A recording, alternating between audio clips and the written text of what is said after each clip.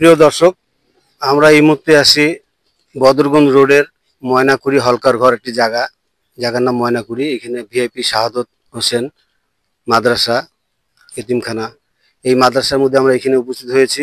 এখানে আমাদের সামনে উপস্থিত আছেন আলহাজ আল্লাহ হজরত মাওলানা আমির হামজা। উনি এই মাদ্রাসার মহাতামিম, এই মাদ্রাসা পরিচালনা করেন এবং উনি নবমুসলিম। আমরা কিছুক্ষণ আগে উনার পিছনে আর কি জুম্মার নামাজ আদায় করছি। মাশাআল্লাহ, উনি সুন্দর বয়ান দিয়েছেন, সুন্দরভাবে ওনার বক্তব্য উপস্থাপন করেছেন। আমরা শুনতে পেলাম, দেখলাম, খুব ভালো লাগলো। যার জন্য হুজুরের সাথে একটু আমি সাক্ষাৎকার নেব। উনি যে নবমুসলিম, উনি যে হিন্দু থেকে মুসলমান হয়েছেন, উনি কিভাবে উৎসাহিত হলেন এই মুসলমান ধর্মে, কিভাবে আসলেন, যার জন্য আমরা ওনার সাথে একটু কথাবার্তা বলবো আর কি। আপনারা আমাদের সঙ্গে থাকবেন। আসসালামু আলাইকুম রহমতুল্লাহ।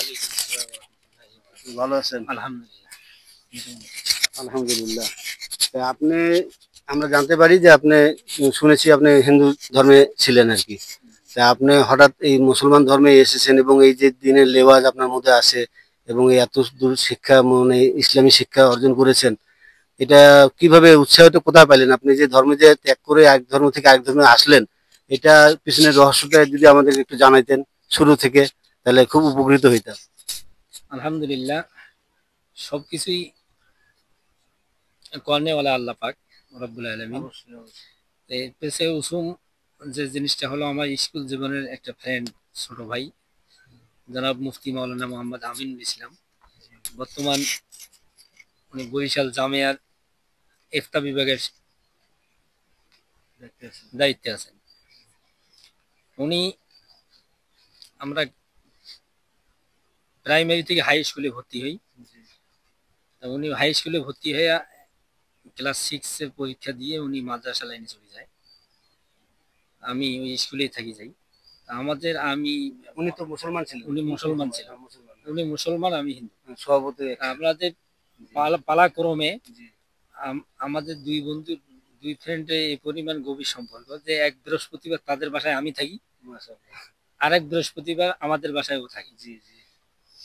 এইভাবে যখন উনি স্কুল ছেড়ে দিয়ে মাদ্রাসায় এই বাহার কাছে কামাল কাসনা তকেয়ার পার কামাল কাসনা ওই মাদ্রাসায় ভর্তি হন। তা উনি, ওনার সঙ্গে সঙ্গে আমিও প্রতি বৃহস্পতিবারে ওই মাদ্রাসাতে আসি, ওনার সঙ্গে আমি থাকতাম। এটা আপনার পরিবারের লোকজন জানতো না যে আপনি যে মুসলমানের সাথে তাদের মাদ্রাসায় যাচ্ছেন? ওই স্কুলে থাকতে ওই গোপনে যাওয়া আসা করছে, মানে পরিবার জানতো, তার সঙ্গে আমার ক্লোজ ফ্রেন্ড বন্ধুত্ব, এই জন্য এক এলাকারই। আর কিন্তু ওই মাদ্রাসা আসি থাকতাম, সেই জিনিসটা জানতো না, সেই জিনিসটা জানতো না।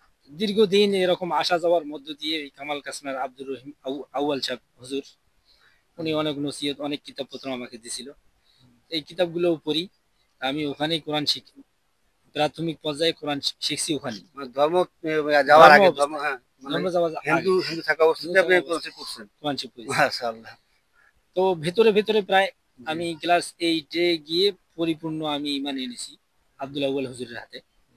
ইমান আনার গোপনে, বাড়ির লোক জানতো না? বাড়ির লোক জানতো না। আমি নামাজও পড়ি, কোরআন তেলাওয়াতও করি, সবকিছু আমি গোপনে করতে আছি। আপনার বাসা জানি কোন জায়গায় দিকে? আমার বাসা হলো মাছারি ইউনিয়ন। কোন জায়গায়? হারাগাছ। ও হারাগাছ, তকের ইয়া, মানে সাহেবগঞ্জ পার হয়ে যে মাছ। হ্যাঁ, জি জি। মাছারি। আপনার আব্বা আম্মা এখনো আছেন? ওনারা এখনো আছি। ওনারা কি ধর্মে আছেন না এটা ত্যাগ করছেন ধর্ম? না, ওই ধর্মের মধ্যেই আছে, হিন্দু ধর্মেই আছেন ওনারা। আপনার সাথে তো মনে হয় যোগাযোগ নাই? না।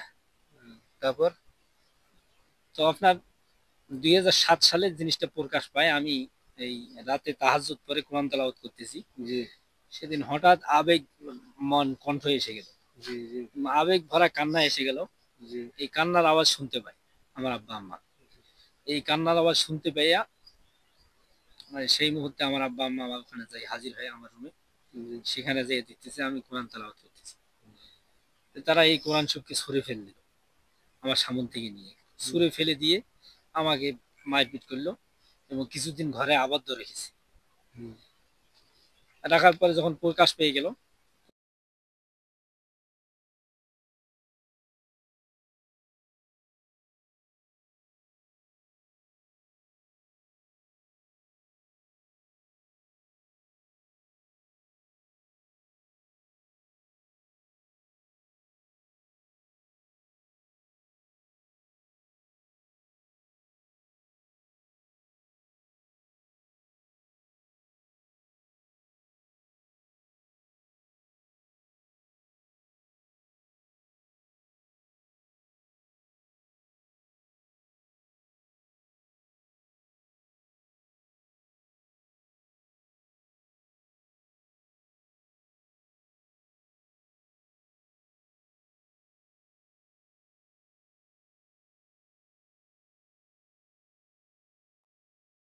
2006 সালে 2006 2006 সালে আপনার ফাল্গুনের মাহফিলে, আপনার এই মাহফিলের মঞ্চে আমি প্রকাশ্যে আমি কালিমা গ্রহণ করি।